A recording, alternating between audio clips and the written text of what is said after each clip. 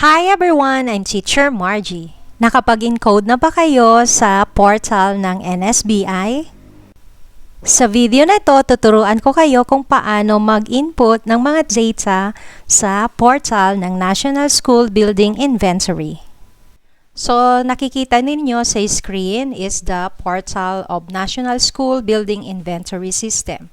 So, reminder lang po, ang dapat na po nating gamitin na account is the school head account ng LIS. Ayan. So, sa screen, makikita ninyo from 2014 up to present, nandyan po lahat ng mga data ninyo sa school building inventory.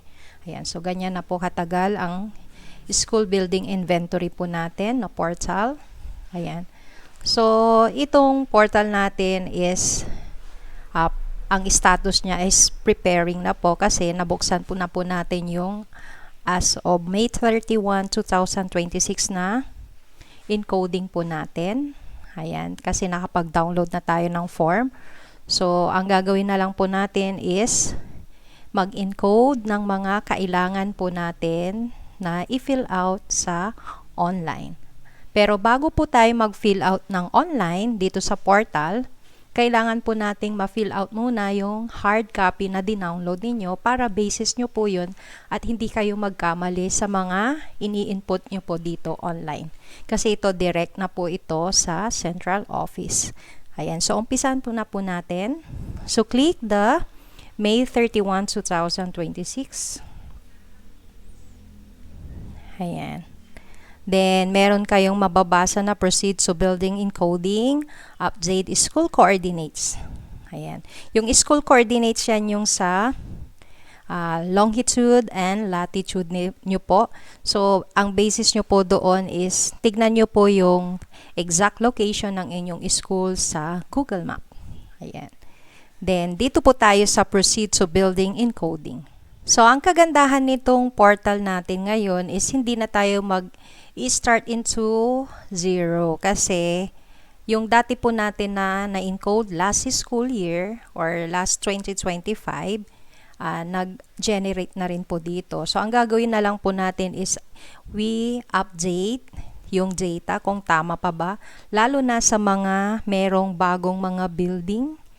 Katulad namin, may bago kaming building na ginawa this year, kaya kailangan naming mag-update. Then, syempre, nababago rin ang sectioning natin sa bawat classroom. So, sino ang gumagawa yan? Kaya kailangan po nating i-update ito yearly. So, ang ilalagay po natin is kung sino ang gumamit nung school year na as of May 31, 2026. Ayan. So, ilagay na po natin yung tama at i-update po natin para tama rin po ang nakalagay na data sa ating online portal. Ayan. So, dito sa una is makikita po natin yung mga building code, building name, building type. Ayan. So, nakikita nyo. So, summary of existing building structures. So, nandoon din po ito sa yung hard copy or soft copy na dinownload nyo po. Ayan. So, yun yung basis po natin. So, yung mga naka-blue, yan po yung mga kailangan po natin na i-edit. Ayan. So, yan yung mga nakakulay blue, yan yung mga pwede nating i-click para ma-edit po natin. Katulad na lang ito sa action. So, ano bang makikita dito? So, kapag i-click itong edit, ayan. So, ang makikita nyo dyan is the building number, building name, building type. Ayan. So, ayan. So, lahat ng mga nandito, pati yung mga acquisition cost. So, hindi po natin pwedeng yung basta-basta na lang fill outan. So, pwede tayong mag-inquire or magtanong sa ating engineer sa division. Ayan. Kasi meron silang file kung magkano yung acquisition ng bawat building. Kaya yan yung basis po natin kung ano yung i-type po natin dito. So, dahil updated na po ito, so hindi ko na ito babaguhin. So, ang idadagdag ko na lang is yung bagong building na ipinatayo. Ayan. So, yan. Yan po yung expected na sasagutan po ninyo dito sa ating edit sa building. Ayan. So, balik po tayo doon. So, hindi ko na to gagalawin kasi okay na. Then, dito naman sa view, ayan. So, ang makikita naman natin sa view, so i-click po natin para makita ninyo. So, sa view, ang makikita ninyo is about sa rooms ng bawat building. Kung sino yung nag-occupy, ilang rooms ang meron. Kung isa lang, syempre, add one room lang. Kung dalawa, syempre, dapat dalawa ang makikita na mag-a-appear dito sa bawat building. Ayan. So, tandaan ninyo, tignan palagi kung tama ang ini-input po natin. So, ang nandito is the size. So, dapat alam niyo yung size ng bawat classroom. Then, kung sino ang gumagamit, actual usage. Ayan. So, yan yung mga sample po natin. So, ito yung mga in-encode ko na. So, dati na ito. So, nag-generate naman na siya. So, ang bago dito ngayon is meron na siyang room assignment. So, ano ba ang meron sa room assignment? Tignan po natin. So, i-click po natin yung assign. Ayan. So, meron na siyang room assignment kung sino ang section na gumagamit ng room na yon. So, ito yon yung room assignment. So, dahil bago ito, kailangan ko mag-update. Ayan. So, add assignment. Then, select room actual usage. So, ang gumagamit ng building 1, room 1 is grade 5. Ayan. So, yan yung mga gumagamit. Then, anong section? Ayan. So, ilang shift? So, 1 lang.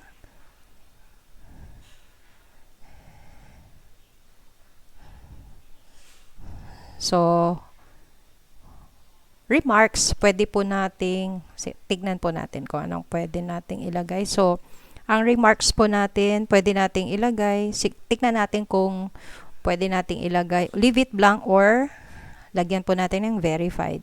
So, itry po natin kung wala siyang nakalagay. Kasi ang ano naman, kailangan na lalagyan is compulsory na nilalagyan po natin is yung mga may asterisk na red. So, ito wala namang asterisk. So, tignan natin kung i-save ba niya kung walang input. Okay. So, okay naman kung walang remarks. Ayan. So, kung gusto nyo namang lagyan ng remarks yan, pwede nating balikan yan, edit. Ayan. Then, maglagay kayo. Ayan. So, balik po tayo doon para malagyan din natin ng room assignment yung room number 2 kasi tatlo ang rooms ng building number 1. Ayan. So, add assignment.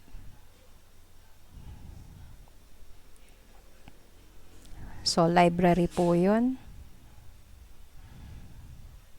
So, syempre, walang gumagamit na instructional kaya nag-hide na po yan. So, save na po natin. Then, back. Room number 3. Ayan. So, add assignment. Ayan. Then, yung section. Sinong gumagamit. Ayan. So, ayan.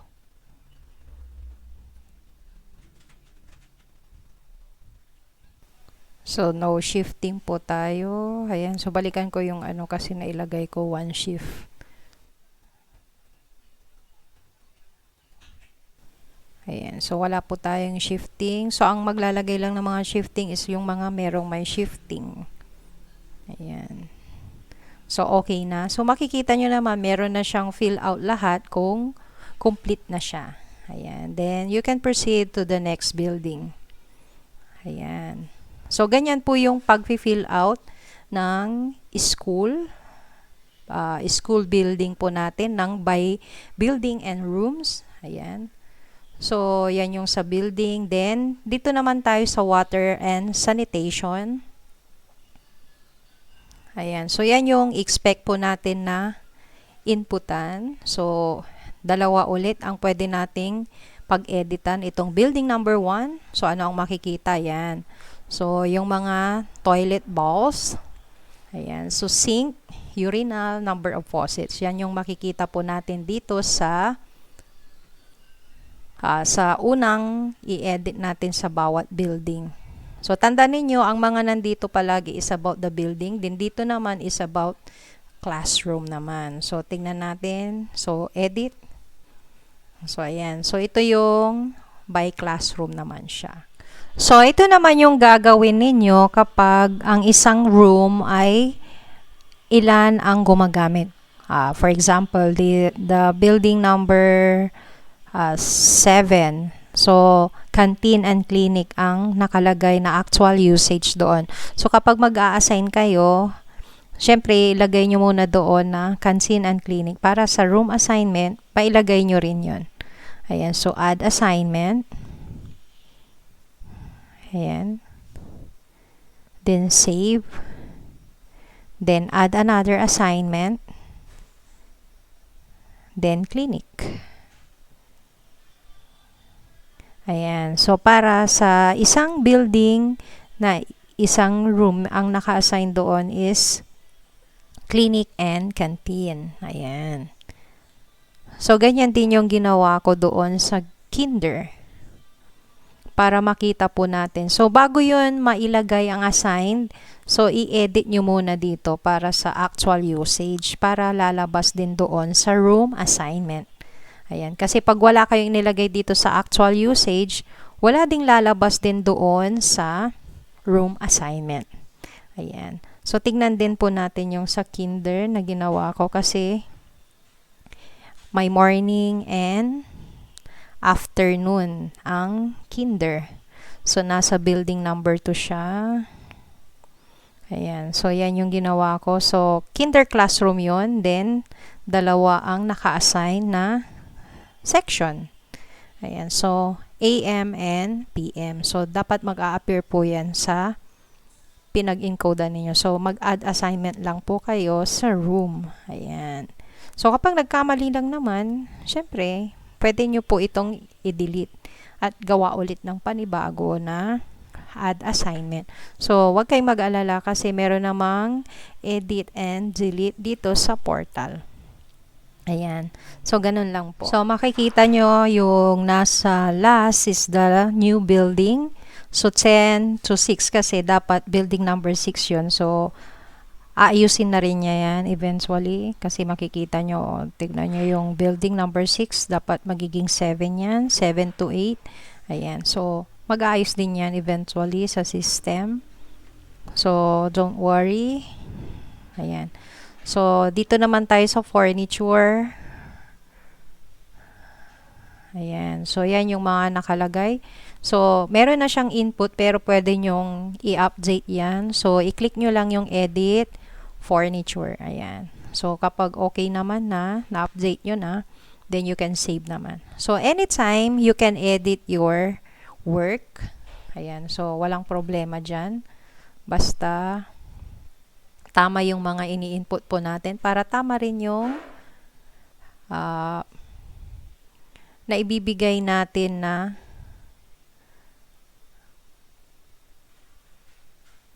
data sa ating system. Ayan. So, TLS naman yung makeshift temporary learning space. Ayan. So, TLS. So, TLS is referred to temporary structure provided so calamity stricken. So, yan yung mga nasira yung classroom nila dahil sa bagyo or kung anong man na calamity. Then, gumawa sila ng temporary learning space. Ayan. So, siguro made of plywood o kung ano man, made of ano man yan, kung ano yung nabuo nila na makabuo ng temporary na classroom nila. Ayan. So, TLS. Pero pag wala naman, syempre, 0 ang ilalagay po natin. Then, ito naman is the access going to school. So, madali lang naman yan. Then, dito naman sa other facilities. So, ano yung mga other facilities sa inyong school? Sa amin, meron kaming covered court, entrance gate, exit gate. Then, permanent perimeter fence. Yan. So, may playground, school garden. Okay. So, ayan. So, kung ano yung applicable sa inyong school, yes nyo lang. Kung wala, syempre no. Ayan. So, ganun lang yung pag-fill out ng mga itong ating school inventory system natin. Ayan. So, madali na kasi put na mag-isa. So, ang gagawin na lang natin, this encoding na 2026 is updating na lang po ang gagawin natin. So, pwede tayong magdagdag, mag-update ng mga rooms natin kung sino ang naka-assign. Ayan. So, ganun lang po ang gagawin po natin. So, sana nakatulong itong video na ito para maumpisahan nyo na rin ang pag-encode online. Maraming salamat!